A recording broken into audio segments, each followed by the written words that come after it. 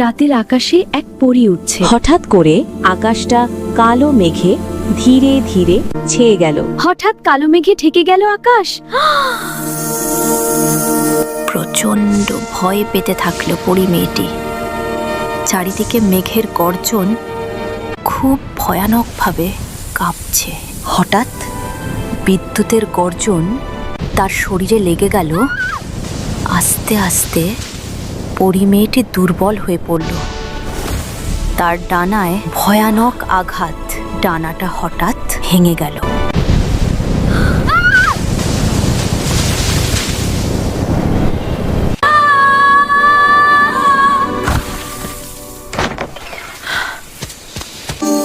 মাটিতে পড়ে আছে কাহত পরী, অজ্ঞান অবস্থায় আছে, আমি সাহায্য করছি। জাগো পরী। মেয়ের চোখে কৌতূহল, ভয় না পেয়ে সে এগিয়ে গেল। অজ্ঞান হয়ে আছে।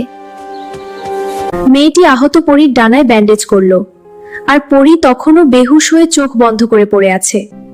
পরী মেয়েটি আস্তে আস্তে চোখ খুলল এবং ধীরে বলল, তুমি ভয় পাওনি?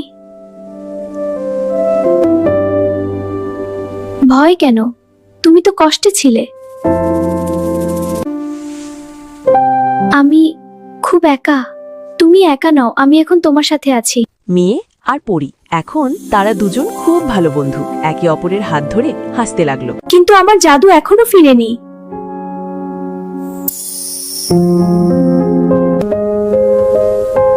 পরী ও মেয়েটি খাট থেকে নেমে জানলার কাছে গেল।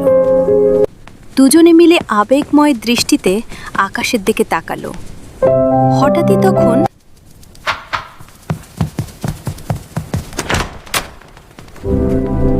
কিছু খাবার দেবে মা? কিছু খাবার দেবে মা?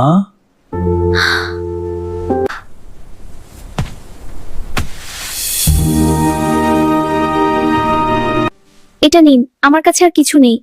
আল্লাহ তোমার মঙ্গল করুক মা। দয়ার মূল্য একদিন বুঝবে। আপনি কি বলছেন? এটা সাধারণ মানুষ নয়। এটা কি হচ্ছে? তোমার দয়া আমার জাদু ফিরিয়ে দিয়েছে। আমি তো শুধু সাহায্য করেছি। সাহায্যই তো সবচেয়ে বড় জাদু। তুমি সত্যি ঠিক হয়ে গিয়েছো? হ্যাঁ, কিন্তু আজ তুমিই ছিলে আসল আলো।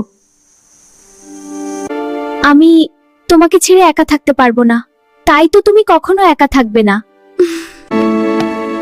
আপনি আবার?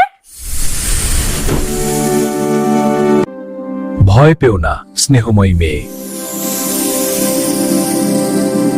পরীর মাধ্যমে তোমাকে পরীক্ষা করেছি। পরীক্ষা? কেন? তুমি পরীক্ষায় পাশ করেছো। তোমার হৃদয়টা কেমন সেটা পরীক্ষা করার জন্যই সবকিছু ছিল। আমি তো শুধু ভালোবেসে সাহায্য করেছি। আর সেই কারণেই তুমি পাশ করেছো। তোমার হৃদয়ই সবচেয়ে বড় জাদু। ভালো হৃদয় পৃথিবীর সবচেয়ে বড় জাদু। সুখে শান্তিতে থেকো। আর সব সময়ের জন্য সরল পথে থাকবে।